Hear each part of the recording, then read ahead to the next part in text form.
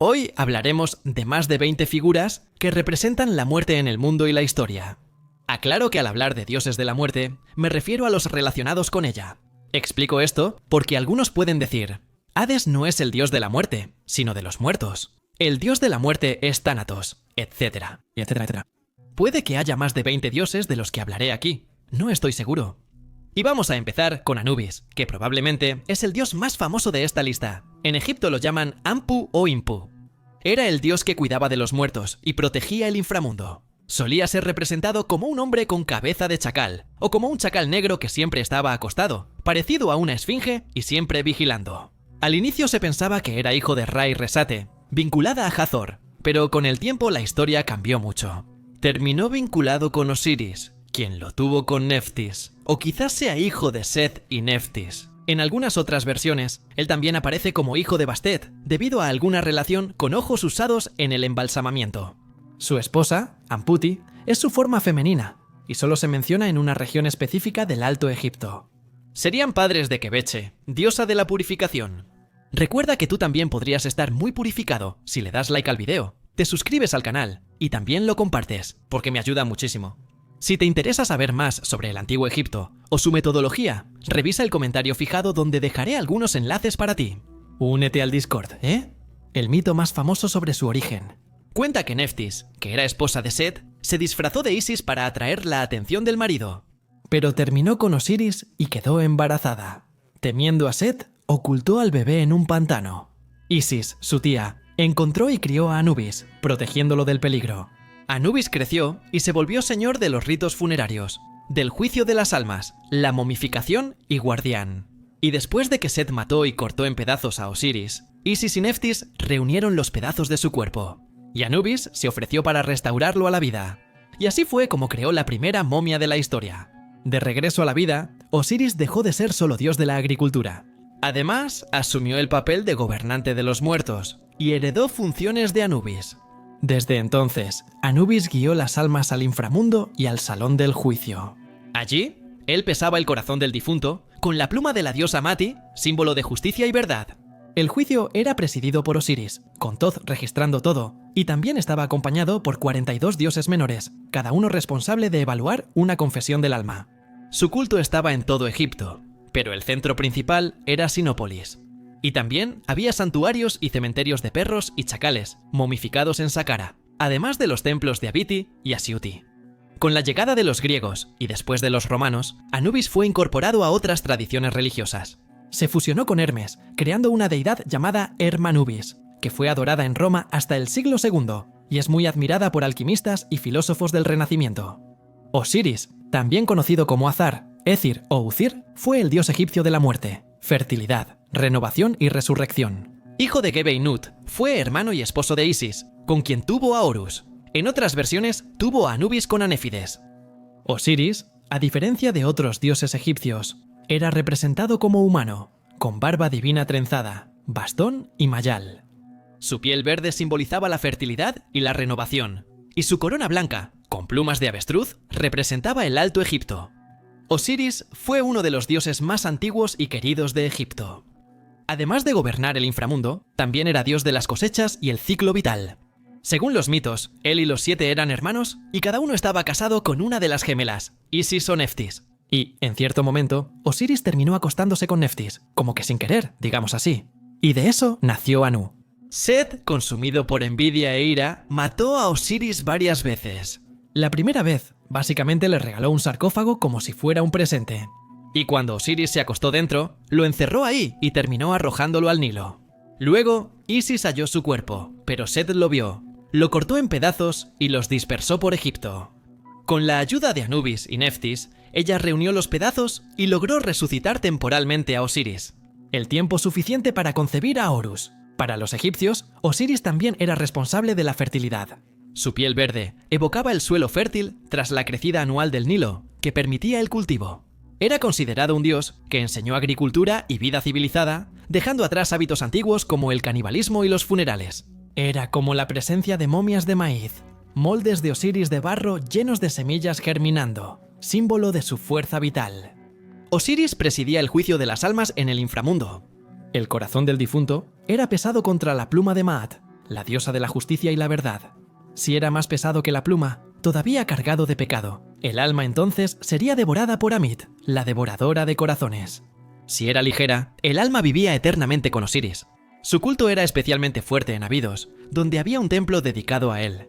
Anualmente, un gran festival recreaba su muerte, entierro y resurrección. Numerosos fieles acudían para ser sepultados o celebrar ceremonias en su honor. A diferencia de otros cultos solo para la realeza, el de Osiris permitía que cualquier persona participara en los ritos y recibiera bendiciones antes exclusivas de los faraones. Para muchos, seguir a Osiris significaba asegurar no solo la fertilidad de la tierra, sino también la promesa de renacimiento en la vida. Thanatos, dios de la mitología griega, era el daimon que personificaba la muerte no violenta. Es el hermano gemelo de Hipnos, dios del sueño, ya que las muertes violentas eran dominio de sus hermanas, las Keres. Él aparece más en dos mitos. En el primero, fue enviado para llevar a Alceste al inframundo, pero terminó siendo ahuyentado después de luchar contra Heracles o Hércules. En el segundo, Sísifo lo capturó y encerró en un saco para huir de la muerte. En las artes griegas, Tutanatos se mostraba como hombre alado y barbudo, o como joven sin barba. A menudo aparecía con su hermano Hipnos, llevando el cuerpo de Sarpedón, como se describe en la Ilíada. En el arte romano, se representaba como un joven con una antorcha hacia abajo y una corona o mariposa, símbolos del alma de los muertos. En Hesíodo, él es hijo de la noche y hermano de Keri, y también del sueño, viviendo en el inframundo. En la obra El cesto de Eurípides, él aparece como un sacerdote severo de Hades, vestido con una túnica oscura y empuñando una espada, ritual con el que corta el mechón de cabello de quien está a punto de morir, entregándolo al inframundo. Con el tiempo, los poetas mostraron a Tartánatos como triste o aterrador, pero los mejores artistas griegos suavizaban su imagen. Una representación del arca de Cípsalo. La noche aparecía con dos niños, uno negro y otro blanco. En Esparta había dos estatuas de Thanatos e Hipnos, representados como jóvenes dormidos o genios con antorchas hacia abajo. También hay registros de sacrificios hechos a Thanatos, pero no de templos dedicados a él. El nombre Payán o Payón, que significa el que cura, se usaba para referirse a Apolo y Thanatos, considerados libertadores de los males y sufrimientos. Así, su vínculo con el verbo payá también indica que ambos actúan como destructores. Hades, en la mitología griega, es el dios de los muertos y del inframundo. Aunque su nombre muchas veces se usa para referirse al propio inframundo, en realidad sería el nombre del propio dios. El lugar se llamaba Tierra o Casa de Hades. Él era hijo de Cronos, con el rey, y era hermano de Zeus, Hestia, Deméter, Hera y Poseidón. A diferencia de otros dioses, él vivía en el reino subterráneo, no en el Olimpo. Suele representarse como un hombre adulto y barbudo con cetro, lanza de dos puntas, vaso de libación o cornucopia, símbolos de la riqueza mineral y vegetal de la tierra. A veces se le veía en un trono de ébano o conduciendo un carruaje de caballos negros, a menudo con Perséfone, su esposa. Tenía un yelmo que lo volvía invisible, y también lo usaron Atenea y Perseo a veces. Hades obtuvo su reino tras la titanomaquia, la guerra entre dioses y titanes. Zeus, Poseidón y Hades dividieron el mundo. Zeus obtuvo cielo y tierra, Poseidón los mares y Hades el inframundo.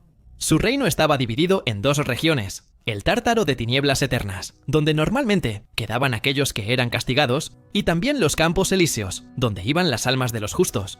Para llegar al reino, las almas necesitaban cruzar el río Estigia con la ayuda de Caronte, el barquero. Además, debían cruzar a Cerbero, el perro de 3 cabezas y cola de serpiente. 4 ríos más cruzaban el inframundo: Aqueronte, Leteo, Cocito y Flegetonte. Hades rara vez dejaba sus dominios, y solo lo hizo 2 veces, para raptar a Perséfone y para curarse de una herida causada por Heracles. Supervisaba el juicio de los muertos, pero la tortura era tarea de las furias. 3 jueces juzgaban las almas: Minos con voto decisivo, Eco a las europeas y Radamanto a las asiáticas. Hades rara vez interfería en las decisiones, y solo lo hacía si era necesario. Aunque estricto, no era considerado injusto. Aún así, su nombre rara vez era pronunciado porque causaba cierto temor en las personas. Usaban otros nombres, como Clímeno, el Ilustre o Eubuleu, el de los buenos consejos. No había templos dedicados a él, y pocos lo adoraban.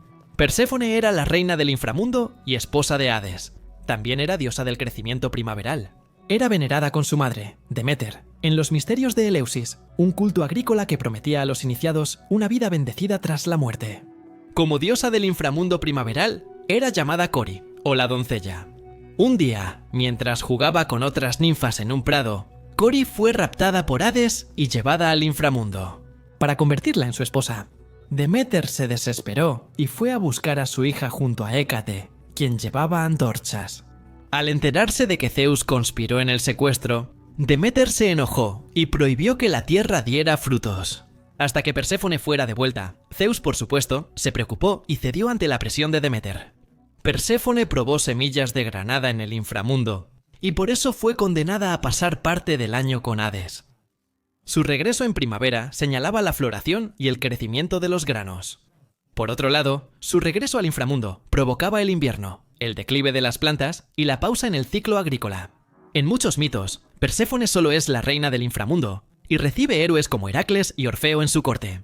Usualmente, la representan como una diosa joven con haces de trigo y una antorcha encendida. A veces, está con Deméter y Tebitólimo, el maestro agrícola, y otras junto a Hades en el trono. Aragorn, dios celta de los muertos, es también maestro cazador y guerrero habilidoso. El origen de su nombre es incierto. Algunos estudiosos creen que proviene de Aarón, el hermano de Moisés, mientras que otros dicen que viene de la obra Crónicas de Prydain, de Lloyd Alexander, donde Aragorn sería un villano invisible por su conexión con Casia, y también relacionado con el dios galo, Cernunnos. Aragorn, miembro de los Tuatha de Danann, raza divina venerada por los celtas, tiene poderes sobrehumanos y domina la venganza, el terror, la guerra y la comunicación espiritual. Podía poseer cuerpos humanos y crear materia mágica. Aon, el inframundo celta, era un paraíso donde se tiene todo lo imaginable y deseado. Ese dios cabalgaba en un caballo pálido y era acompañado por sus perros de caza, que tenían orejas rojas, que perseguían las almas hasta que se rindieran. Él sale en mi video sobre mitología celta, en orden cronológico, que dejaré en la tarjeta y descripción para ti. Su mayor enemigo era Hrafgan, que solo podía ser asesinado con un solo golpe dado por un mortal. Aon derrotó al enemigo con ayuda de Puyo, el príncipe de Difed. Se conocieron en una cacería, cuando Puyo espantó a los perros de orejas rojas de Aragorn que habían derribado un ciervo. Sin saber que eran sus perros, el dios apareció y los reprendió. Tras hablar, acordaron que Puyo reemplazaría a Aragorn en su reino y mataría al Hrafgan por él. Por supuesto, el dios también terminaría cuidando del reino de Puyo, y los dos cuidaron muy bien de los reinos. Incluso, Puyo se negó a acostarse con la esposa de Aragorn. Puyo venció a Hrafgan de un golpe, como acordaron, y ambos se reunieron en el lugar donde inició el acuerdo para revertir el intercambio. Desde entonces, fueron grandes amigos. Aruan también luchó con el dios Bran en la Batalla de los Árboles. Un conflicto iniciado cuando Amaetom, dios de la agricultura, robó un perro, un pájaro y un cabrito. Amaetom recibió ayuda de su hermano, el mago Gwydion, quien convirtió los árboles en un ejército para luchar contra Aruan y sus fuerzas. De otro mundo. En la mitología nórdica, Hel o Hela es la diosa de la muerte y reina de Helheim, el inframundo, hija de Loki y Angerboda, hermana de Fenrir y de la serpiente Omongander. Su apariencia es muy distinta, ¿no? Es mitad viva, mitad muerta.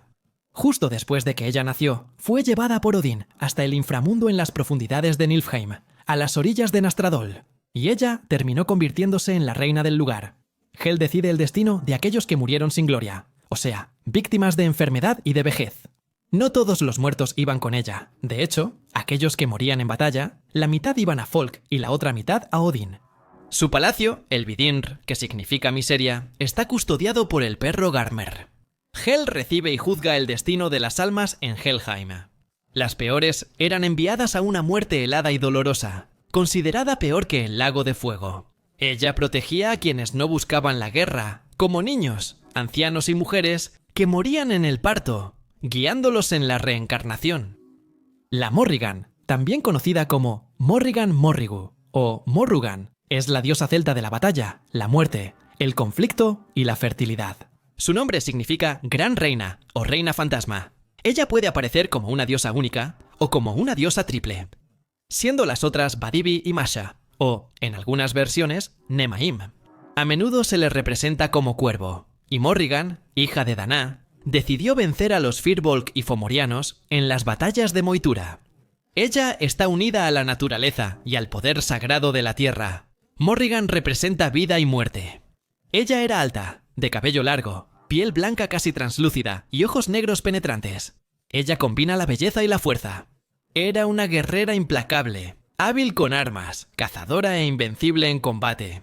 En las leyendas irlandesas, Morrigan se vincula con la guerra, muerte y amor. Ella aparecía antes de las batallas como una diosa del destino, y su presencia, o su canto sobrevolando el campo, indicaba que la hora de la muerte había llegado. Eso hacía que los guerreros lucharan sin miedo, porque para los celtas, la muerte era solo el inicio de un nuevo ciclo. En batalla, Morrigan lideraba con un grito tan potente como el de 10.000 hombres.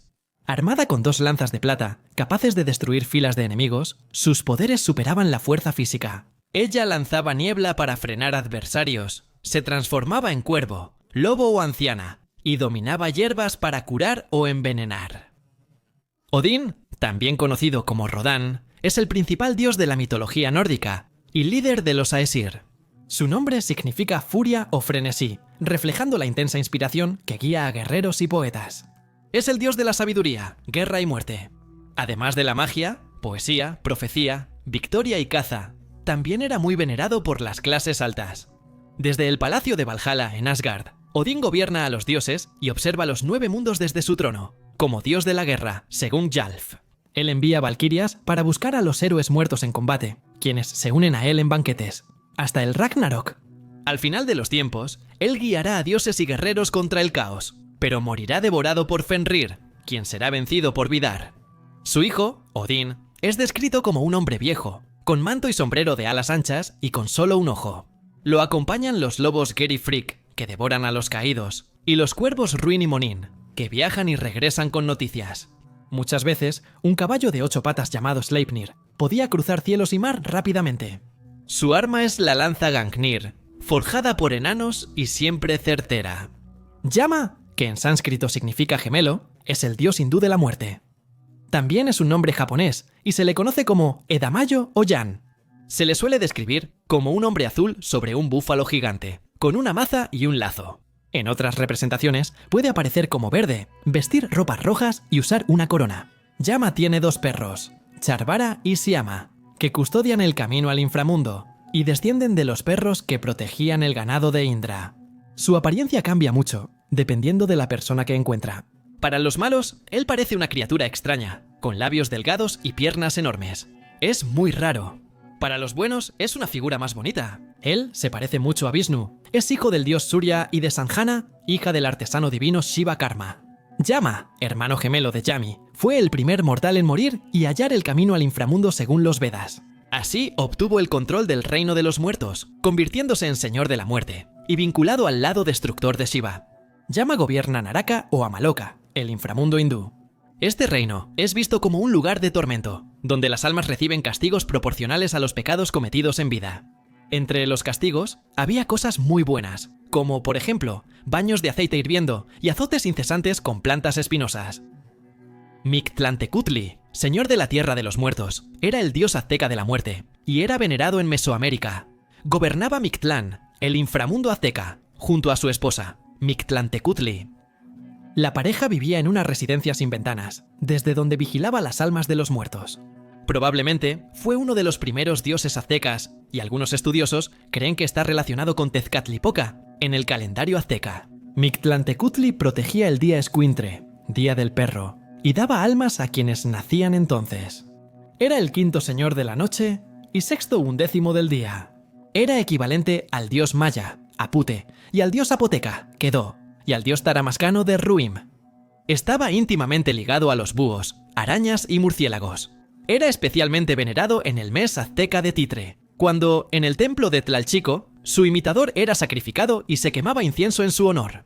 En las artes, suele representarse como un esqueleto sangriento o un hombre con cráneo y dientes puntiagudos. Y también con cosas en las orejas, un manto de plumas de búho y un collar de aceites. A veces usa ropa con sombrero cónico de papel corteza y puede llevar un búho en el brazo. Victeca Siruatri, llamada Señora de los Muertos, es la diosa azteca de la muerte. Ella está junto al dios que mencioné, Mictantecutle. Generalmente era representada como una mujer con la cara pintada como una calavera, usando una falda hecha de serpientes y con los senos flácidos y expuestos. Su función principal era vigilar los huesos de los muertos. Según la mitología azteca, los huesos de los muertos de un mundo anterior al nuestro fueron usados por los dioses para crear a los primeros seres humanos de este mundo. Por eso, quizá los huesos de los muertos se necesitaron para crear a las personas de un mundo posterior al nuestro, lo que justifica la necesidad de que sean cuidadosamente guardados. Mictex-Roatre también organizaba el Festival de los Muertos, que hoy es el Día de los Muertos. Por eso, su culto suele confundirse con el de la Santa Muerte en México. La Santa Muerte, también llamada Señor de la Buena Muerte o Señor de la Muerte, es venerada en Paraguay y el noreste de Argentina, especialmente en Corrientes, Misiones, Chaco y Formosa. Principalmente en el sur de Brasil, Paraná, Santa Catarina y Río Grande do Sul. Aunque es similar, no es la misma Santa Muerte de la que hablé. Tienen rituales parecidos, pero son figuras distintas. Este santo proviene de las misiones jesuíticas del siglo XVI. Según la leyenda, fue un monje franciscano o jesuita que curaba diversas enfermedades, sobre todo la lepra. Actuaba independiente de la iglesia y su popularidad molestó a sus superiores. Le advirtieron varias veces que dejara de hacerlo, pero al no obedecer fue arrestado. Y con eso, él permaneció en ayuno, de pie, dentro de la celda, y fue encontrado muerto en esa misma posición. Ya completamente esquelético, él estaba vistiendo su manto y sosteniendo un bastón que usaba para caminar. Las representaciones de Sam Lamort varían bastante, pero es común que aparezca como un esqueleto humano de pie, con rasgos simples y minimalistas. Generalmente lleva una guadaña y a veces con gotas de sangre en la punta. En otras versiones aparece sin la guadaña o sentado sobre un ataúd. Yan Wan, también conocido como Rey Yan, es el dios que gobierna el Jiu, el infierno en la mitología china y budista. Preside los 10 tribunales del más allá y juzga el destino de las almas. Proviene del dios hindú Yama, que llegó a China con el budismo en la dinastía Han. Uno de sus nombres es Yanluwan y es la transcripción de Yamaraja en sánscrito. Con el tiempo, el mito de Yan Wan se fusionó con creencias locales mediante el sincretismo religioso. Así, él empezó a aparecer en casi todas las culturas que practican el budismo, siendo importante también en el Tíbet, Vietnam, Corea y Japón. Para seguir como señor de los muertos en China, adaptó su apariencia a la cultura local. Yan Wan es descrito como aterrador, con ojos grandes, piel roja, expresión severa y barba negra larga. Suele llevar túnicas tradicionales chinas y un sombrero con caracteres de rey en el vuelo del haitiano. El varón Samidi es uno de los loas, que son espíritus de esa religión, o también dioses. Él es el loa de los muertos. El nombre Samidi, que significa sábado en francés, es usado por el varón y otras encarnaciones como el varón Semitiere o el varón de la Crux, aunque existen otros posibles orígenes para el término. Se le describe con sombrero blanco, traje negro, lentes oscuros y algodón en la nariz. Y se parece a un cadáver vestido con ropa de funeral haitiano. Su rostro parece una calavera blanca y su voz es nasal. Aunque es una deidad, suele ser visto negativamente o como amoral, sobre todo por quienes no conocen el vudú. Es el jefe de la familia de los Loas Guedé y podría ser su padre espiritual. Está casado con Mamá Bridget, una loa poderosa que persigue a mujeres mortales. Para los creyentes, el varón Samir es un espíritu peligroso, pero también puede ser un guardián poderoso según su amor. Por eso a veces es llamado demonio o dios. Varón Samet suele estar en el reino espiritual del vudú y es famoso por su actitud escandalosa, insultando y bromeando de forma vulgar con otros espíritus. Cuando alguien muere, él cava la tumba y guía su alma al inframundo tras el entierro. Es igual que en la mitología sumeria o mesopotámica, diosa de la muerte y reina de Irkala, el inframundo. A veces también se le llama Irkala, similar a Hades en la mitología griega, tanto para el inframundo como para su gobernante. Shikigou es hija de Namu, dios del mar primordial, y Anu, dios del cielo, y hermana gemela de Enki, dios de las aguas. Tras nacer, Shikigou fue llevada por el dragón Kura al inframundo y se volvió su gobernante. Afirma ser la hermana mayor de Inanna, dios del amor, guerra y fertilidad. Es conocida por el mito del descenso de Inanna al mundo inferior, donde logra atraparla ahí. Nergal, dios de la guerra y la peste, fue enviado por los dioses al inframundo con un mensaje para Eri Shikigou, reina de ese reino. Quien lo vio pidió que regresara al inframundo. El dios Anu le advirtió que no comiera ni bebiera nada ahí y que no se acercara a Eri Shikigou. La diosa lo sedujo y estuvieron juntos 7 días. Después de ese tiempo, Nergal volvió al cielo y Shikigou, desolada, amenazó con resucitar muertos hasta superar a los vivos. Los dioses aceptaron y enviaron a Nergal de regreso, donde se casó con Ereshkigal. En otra versión, Ereshkigal mandó a Nantar con Anu y los dioses, pero Nergal lo ofendió al no rendirle homenaje a la reina. Los dioses temían la reacción de Ereshkigal, pero Nergal ignoró las advertencias y dijo que no debía respeto a una diosa que jamás había visto. Después, Enki le advirtió del peligro que corría, debido al poder de Ereshkigal. Siguiendo los consejos de Enki, Nergal descendió al inframundo para disculparse, y terminó enamorándose de la sorprendente belleza de Ereshkigal, a quien antes veía como una anciana fea. Urupari, también llamado Urupari, es el dios del mal, de la oscuridad, del inframundo, y de la luna en la mitología Satere-Maue. Junto con Tupaná, el dios del bien, forma parte de la clase suprema de los Monia, fuerzas cósmicas y energías de la creación. Poderoso, es el jefe y creador de todos los demonios y seres malignos en la Tierra. Puede tomar la forma de un Matin fantasma de esa mitología o poseer a una Pingwari, su aliada principal. Además, puede cambiar de forma, como cuando se hizo serpiente para matar a un chico. Simboliza la noche, lo invisible y el misterio. Además de controlar la muerte y revivir aliados, poder posiblemente vinculado a Yuru-Tai, su mano derecha, sus sacerdotes son los Page Pochi.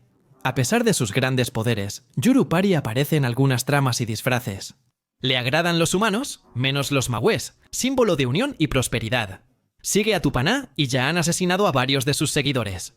A pesar de todo, él es leal, vengando y resucitando a los suyos. En unas versiones creó la luna, Wati, como su símbolo. En otras, él es la luna. Puede crear vida, y por eso desprecia a la mujer. Para los Mawe, Tupaná y Urupari son los guardianes y donadores del bien y del mal del universo. Tisé nació en forma humana. Ella era bella y habilidosa en las artes mágicas. Desde niña, practicaba magia y perfeccionaba sus conocimientos sobrenaturales.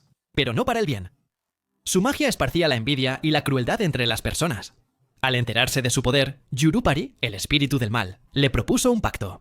Tisi le daría poderes y se casaría con ella, convirtiéndola en una diosa tan poderosa como los hijos de Tupá. Aceptó y se volvió diosa de las tinieblas e inframundo. Tisi se hizo famosa entre las deidades por sembrar maldad y envidia en los humanos, y manipular pociones y venenos mortales. Despreciada por las diosas, Yas y Arasis se convirtieron en sus enemigas, y Urupari le dio el poder sobre la muerte. Así, ella reinó en Tetamarhamán, el mundo subterráneo. Desde ahí es de donde se envía la envidia y la discordia a los vivos, alimentando los conflictos.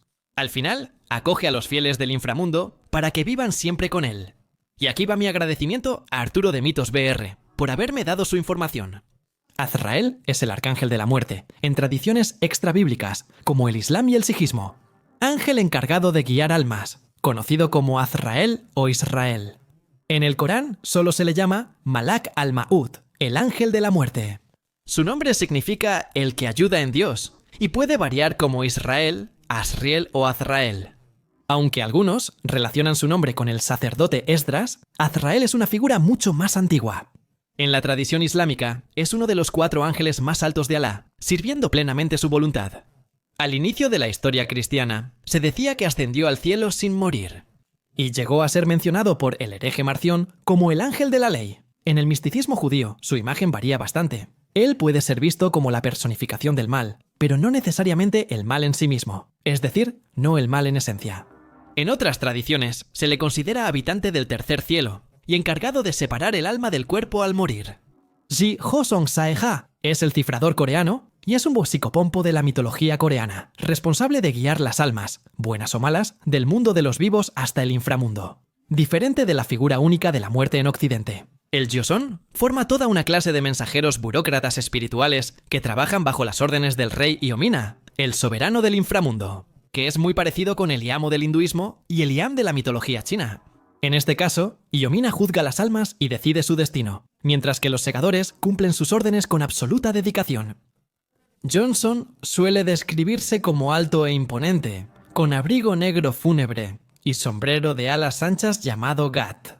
En representaciones más modernas, inspiradas por los medios, él puede aparecer con un traje negro y un sombrero estilo fedora, manteniendo el rostro en sombras, para reforzar su aire misterioso. En el folclore, suele tener piel pálida, ojos hundidos y semblante serio, mostrando su presencia sombría. Aunque es visto como solitario, su papel es clave como puente entre la vida y la muerte. No es una deidad, solo un emisario de ellas. Si llegaste hasta aquí, deja tu like, suscríbete y comparte. Nos vemos en la próxima.